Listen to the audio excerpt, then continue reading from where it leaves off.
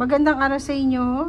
Ito ang guided. Ang ating reading ngayon is for guidance siya for second quarter at yung mga ibang insight na pwedeng mangyari sa bawat elements, which is saklaw ng bawat sign. So, ang mga water sign ngayon ang aking bibigyan ng guidance, which is sila yung Pisces, Cancer, and Scorpio. So, sila yung mga sign na medyo private sila and emotional. Yan sila yung mga sign na ganon. So, more private in a way na para siguro sa kanilang peace of mind. So, para at least hindi very mysterious sila, no? And pataas din ang kanilang intuition dahil dun sa emotion nila. Kaya more on nakaka-attract sila ng mga ng mga tao na very curious masyado sa kanila, na minsan nagbibigay ng mga tawag dito ng mga bad na pagkakakilanlan, ba sa English yun? Bibigyan ng hindi magandang impression yon dahil nga akala nila is masungit o whatsoever, pero pag nakilala naman nila, very naman pala sila, mababang loob naman silang na tao. Ayaw lang nila sigurong ipinapublic yung kanilang mga emotions or kung ano pa man. So, itong inyong insight at mga possible ating mga guided message para sa ngayong second quarter, mga water sign, Pisces, Cancer, and Scorpio.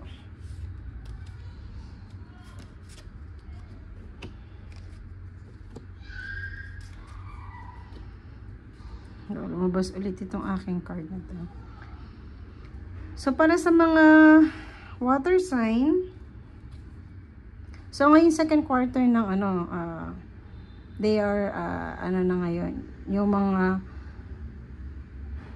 personality nyo ngayon is like gain your strength, and then pagiging caring nyo, and about balance sa inyong life or good judgments para sa ibang tao. At the same time is binibigay nyo pa rin ng mas yung wisdom ninyo is mas na-empower nyo na ngayong second quarter.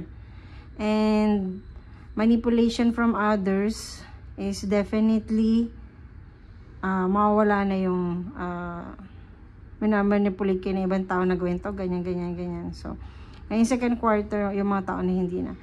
And maraming mga or may few na tao na magkakaroon ng concern sa'yo or magkakaroon ng interest sa'yo na pakinggan ka dun sa mga bagay na gusto mong gawin, or mas magiging open ka dun sa mga tao na nagbibigay sa'yo ng sentiments, at magiging good listener ka din ngayong second quarter. At the same time, nag-accept ka naman din na mga criticism na, so hindi ka na masyadong sensitive ngayong second quarter, kasi alam mo na kung anong strength mo, alam mo na rin yung weakness mo.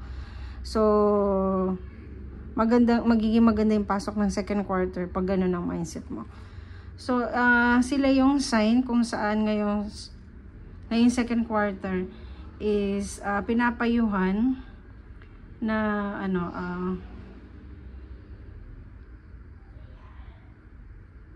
ng iyong anghel na tawag dito, paano ba masabi yun, is yung mga traumatic experience mo before. So, yun yung nagbigay sa'yo ng strength ngayon ng 2025. So, kung yung first quarter mo is na doon ka pa rin sa trauma na yun, possible na ngayong second quarter yung unti-unti mo na yung tinatapon yun. And about your relationship with others or with relationship with your partner is magkaroon ka siguro ng ng boundaries between you and your partner or sa ibang tao. So para at least hindi nagkakaroon ng misinformation sa iyo at misinformation din sa kanya. In general relationship itong binabanggit ko na to.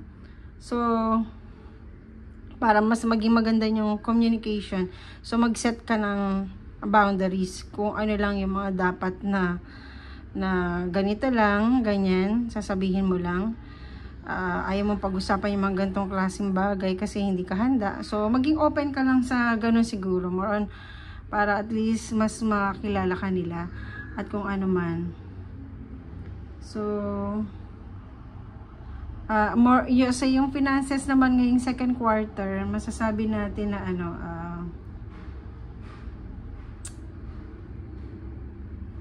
very kasi parang na-attract mo din yung nakakapag-attract ka ng abundance ngayong second quarter. And this 2025,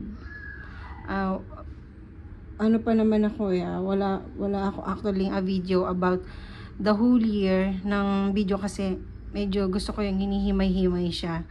So, ngayong second quarter at nakita ko buong 2025 na mga water sign na Pisces, Cancer, Scorpio, sa kanilang finances is more makaka-attract sila. Kapag yung balance na yung kanilang emotion, mas mag-a-attract sila ng abundance sa inyo mismo. So, lalapit yung mga opportunity to earn o magdagdag ng kaperahan sa'yo para hindi ka masyadong mabigatan ngayon and magagaling din sa ibang tao, hindi naman dahil sa awa, kung hindi bibigyan ka ng chance for you to masettle mo yung mga finances mo for 2025 na parang tiwala sila na kung ano man gagawin. So kung collaboration yun or partnership, may magtitiwala sa'yo ng ganyan ngayon 2025. And so sila yung mga kung mga kayo sa schooling kayo ngayon, mga estudyante, possible ngayon 2025 kung iniisip ninyo kung ano yung mga courses na gusto ninyong kunin. So masasabi ko mas pa rin kayo yung yung magbibigay pa rin sa inyo ng fulfillment yung nyo sa ibang tao and more empowerment sa sarili, like kung musician ka, definitely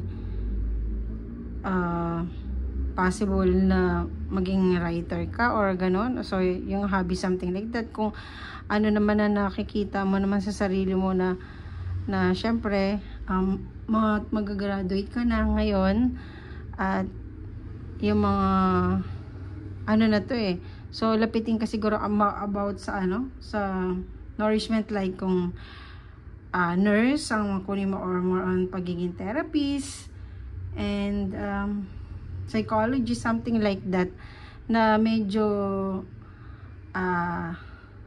nakatulong ka sa ibang tao, more on one-on-one, something like that. So ganun yung mga possible na maganda sa'yo for 2025.